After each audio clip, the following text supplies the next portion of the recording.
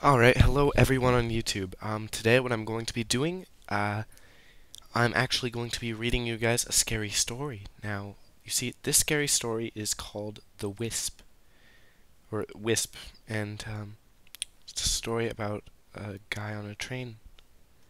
And this story has actually been quite bone-chilling to me. I've really liked it, and I hope you guys do as well. I'm going to be the one to read it out to you. The rain fell heavily during the foggy night. The grimy streetlights flickered on and off, illuminating the deserted streets. Off in the distance, every so often, a vicious bolt of lightning would strike, the sound echoing loudly through every street and alley. It had been an ordinary day. People made their way home from a hard day's work, continuing their usual schedule of wake up, eat, go to work, finish work, eat, watch TV, and sleep. Michael was one of these people. After spending his first day working at a new cafeteria, newly opened with good pay. The only problem was that it was situated a few miles away, so, being a 17-year-old college student, he was forced to take the train. Michael sat alone. He preferred it that way. No one to bother him, or bring up unwanted subjects, or even to just be there. It would be a nuisance. The only other people he could see were a few old-looking people reading newspapers and sipping on the cheap coffee brought from the vending machine last stop. The lights of the train flickered regularly as Michael stared out of the window, his cheek resting on his fist as he passed house after house and traveled through tunnel after tunnel. He took a deep sigh as he scanned the night sky. It was a clear night, the stars glistening through the blanket around the large full moon showering the landscape with a soft, elegant light. Despite the boredom, Michael was relaxed and content. It had been a good day. The train entered another tunnel, throwing his imagination off course as he jumped back into reality. Looking around the interior of the train once again, Michael submitted to the old-fashioned way of life, upon noticing the newspaper lying neatly on the table in front of him. So he picked it up, flicked through, hoping to find something of vague interest. After a few moments, he came across a news report from the 24th March 2012, today's date. It read, "Mysterious murderer leaves entire family dead." Horror has struck the small town of Darlington today as a family consisting of a father, mother, 2 sons, and a daughter have all been found dead in their beds.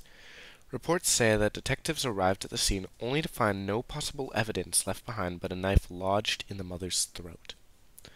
Forensic scientists have attempted to gather a DNA sample on the handle of the knife. However, the tests show that the last person to hold it was the mother, and as of now, this case has ruled off the possibility of this being suicide. Michael stopped reading there, not only due to the story, but the fact that he lived in Darlington. He was on his way back there right now, actually, slowly approaching the town in which a murder resides. It was an odd thought that made him unsettled. He adjusted himself to a more comfortable position and wiped the sweat from his brow. Enough of that newspaper, he thought to himself as he put it down and laid his head back, his hands in his arms and his eyes firmly shut. Tink, tink, tink. Michael froze. Slowly he opened a single eye and dragged it to the source of the noise. To the left, out the window, the sound of tapping on glass continued. Tink, tink, tink. "Just an animal or something," he whispers, his voice still shaky despite his attempt at self-assurance. However, as his eyes met with the window, the hairs on his back stood straight. There, in the darkness of the tunnel, a pitch-black figure stared from the bottom left of the window straight into the eyes of Michael. It appeared to be humanoid, but made of some sort of dark cloud similar to liquid nitrogen. It had pinhole eyes, and even creepier, a large human-like grin. Michael could also faintly hear it, almost as almost as if it was struggling to breathe. The creature kept its smile and slowly descended until it was out of sight. Michael was paralyzed, his eyes fixed on the window, scanning all corners. He couldn't believe the petrifying creature he just saw. However, before he had time to think, the flickering lights shut off completely and darkness filled each section of the train, one by one, followed by the screams of the passengers. Michael instinctively huddled himself into the corner of his seat and up against the wall of the train with insane speed. His breath was shaky, and his eyes were wide as he stared into the pitch-black corridors. The screaming has stopped now. With one hand, Michael reached into his bag under the table and reached for the small LED light on his keychain. It wasn't much, but it was better than nothing. Like a Western standoff, he drew it out from the bag, flicked it on, and shone it into the darkness.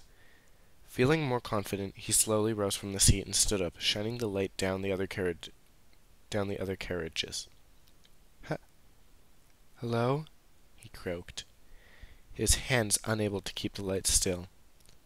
What happened next made his eyes go wide with fear and the nerves in his muscles seize up. His very heart stopped momentarily as a warm gust of breath ran down his neck, and a raspy voice from behind him said one word. Run.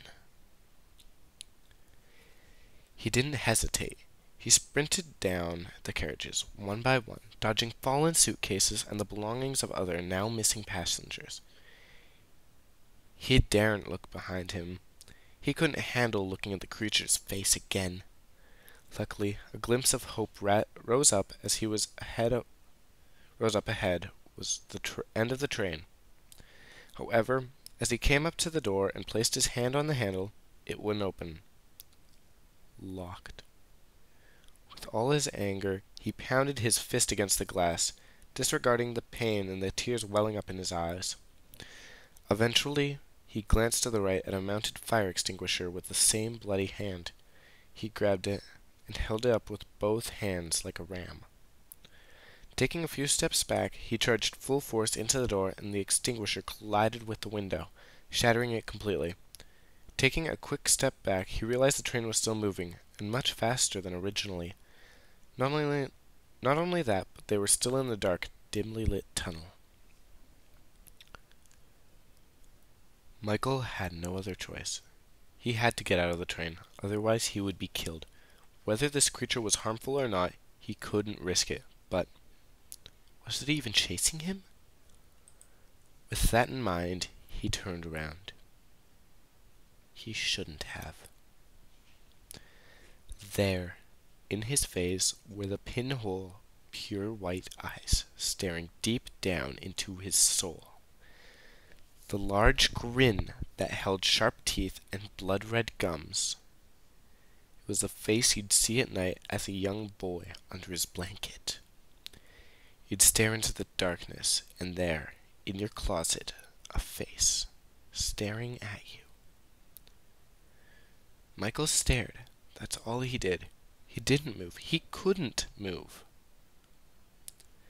The creature then opened its mouth and whispered into his ear. You weren't fast enough.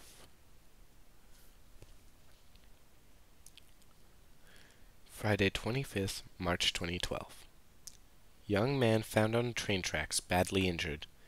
A young man identified as Michael Ver was found today on train tracks leading out of a tunnel into Darlington. He was found by a young couple walking along the train track, and despite how dangerous such a thing was, they have not been charged. Mike, the male of the couple that found Michael, said, "We were walking when we saw something bundled up on the train track. We had a flashlight with us, so we went ahead and checked it out. As we got closer, we realized it was a person, a man. We ran up to it and noticed he was still breathing, conscious even. He was gasping for breath as I picked him up and carried him onto my shoulder. His body was... it was a mess. You wouldn't think it was a body if you saw it." His girlfriend Jill continued for him and said, We walked a long time. I tried to give the man water, but he knocked it away with what was apparently his hand. He kept talking to himself, saying, "Wisp," and "it's here," which was creepy to say the least. Eventually, we made it out to the next station, where we had a good enough signal, and others helped us with him. We called an ambulance, and now they're saying he's in critical condition. Michael Ver continues to struggle to stay alive. However, he's in safe hands and should be able to hang on. Detectives are unsure as to whether or not it was a suicide attempt due to the damage that was caused. His skin was slightly charred and black. An arm was torn right off and found at the scene later on. The rest of his body was covered in cuts and heavy bruising. Investigation will continue, and we will uncover more of the situation in a later story. Tuesday, 29th March 2012. Train discovered 5 days after departure. A train that had departed Thursday 24th has been found today in Newcastle. What seemed like an ordinary train was, to everyone's horror, filled with at least 6 bodies, all completely unidentifiable due to what appeared to be marks from a large blade. However, no evidence has been found as of yet. Reports say that this could link in with the near death of Michael Ver, and that perhaps he was the murderer of these people before jumping out the back of the train, resulting in his heavy injuries. However, this has not been confirmed and no charges have been filled in. Michael Ver has partially recovered from his injuries, but has not stopped talking, or slept for that matter, without the aid of sleeping gas, yet that still had little effect. Doctors say he will be fine and should recover in little under a year. His mental state, however, still to be looked into. In the month following that news report, Michael Ver, still heavily injured, escaped from hospital and has yet to be found. Following this, there have been an increasing amount of murders in Darlington, with notes at every scene. They all said